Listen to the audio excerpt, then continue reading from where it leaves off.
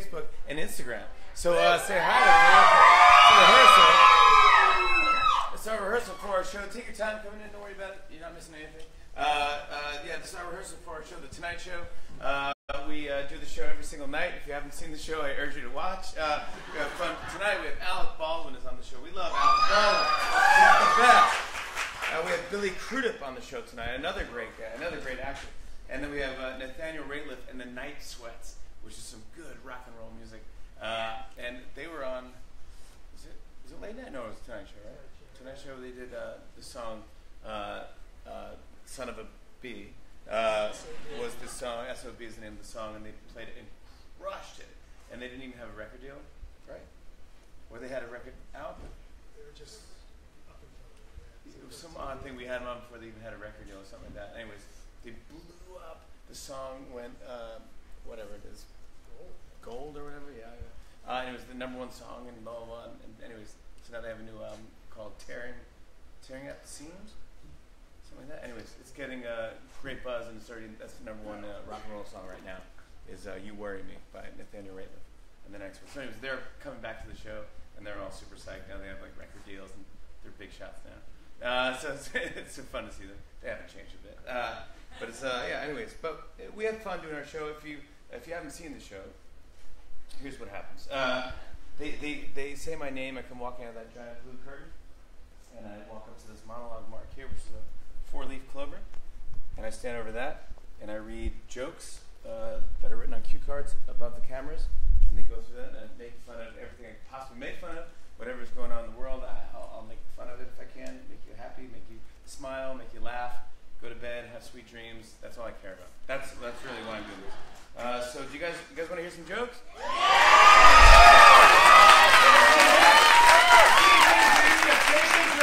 And here he is, Jimmy Fallon!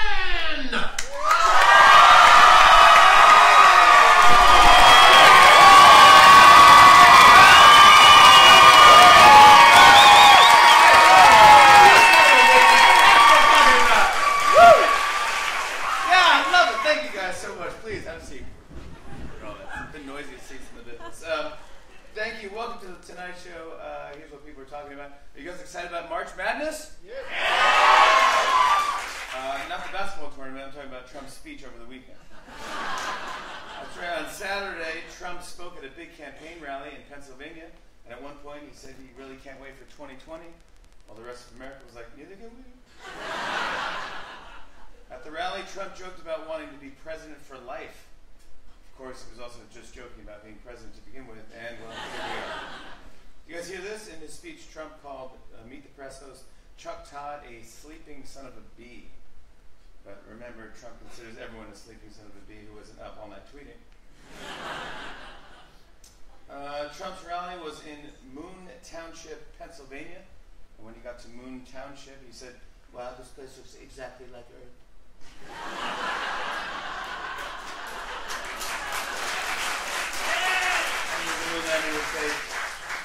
You guys see this? At a rally, Trump announced his new campaign slogan for 2020, and he seems really excited about it. Take a look at this. But our new slogan, when we start running in, can you believe it, 2 years from now, is going to be, Keep America Great, exclamation point. Exclamation point. Exclamation point. The guy running the teleprompter was like, again, Mr. President, you don't have to say those. Republicans were like, what have we done? Question mark. That's right, Trump announced that his 2020 campaign slogan will be Keep America Great. Well, there were actually a bunch of other slogans he almost went with instead. I'll show you what I mean. For example, Trump also considered Keep the news cycle insane. I also thought about going with I'm with her, I'm with parents. He also considered, I mean, it can't get any worse than it already is.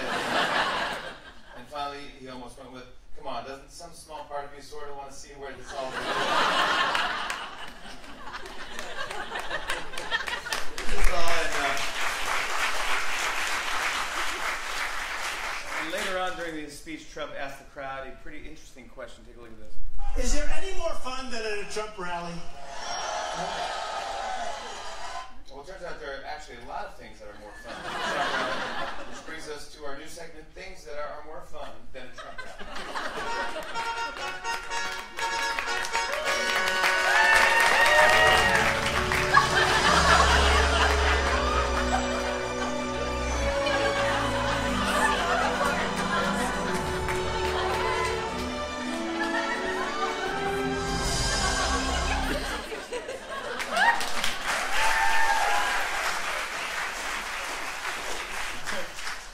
Soggy popcorn is really yesterday was daylight savings. Stormy may do an interview about her sexual encounters with Trump on 60 Minutes. Yep, and the segment will be called 60 Seconds.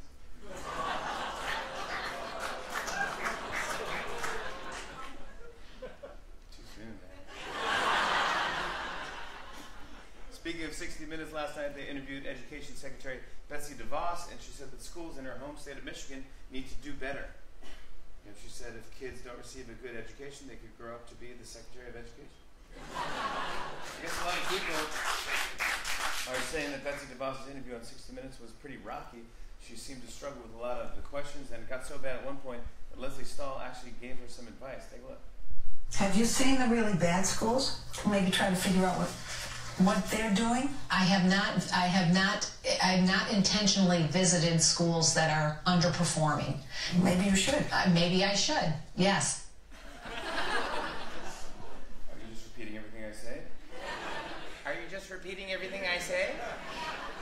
The first struggling school she should visit, the one that gave a diploma to Betsy DeVos. Ooh, cold.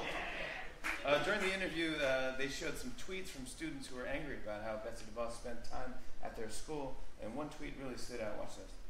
Some of the students sent out angry tweets. Betsy DeVos came to my school, talked to 3 people, and pet a dog.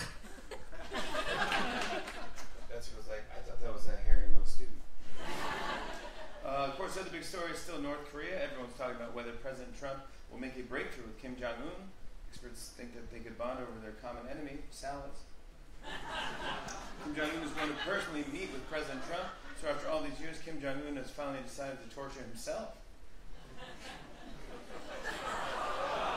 Not all of these are going to make it to the show. White House officials said that before Trump will meet with the North Korean leader, Kim Jong-un has to make 3 promises. That story again, Trump has the same foreign policy as a troll living under a bridge.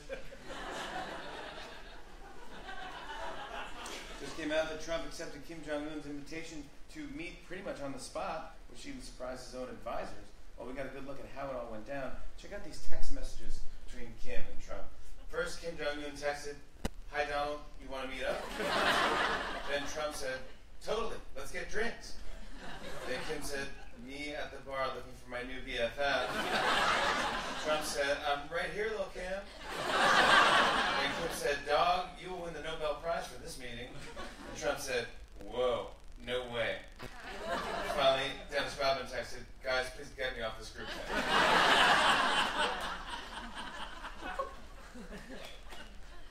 Well, that's good. Let's get some sports here. Yesterday was Selection Sunday, so March Madness has officially arrived. 12 hours a day of college basketball, or as sports fans call it, payback for the Bachelor.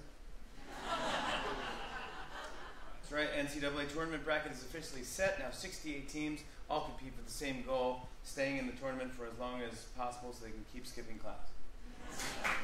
Listen to this. In a new interview, Elon Musk was asked who inspires him. He said Kanye West. Kanye was like, what a coincidence. The guy that inspires me is also Kanye West. Get this, engineers just unveiled a robot that can play Scrabble. It's pretty realistic. It even gets bored halfway through and stops playing. I just read that Volkswagen announced that this weekend they're discontinuing the Beetle.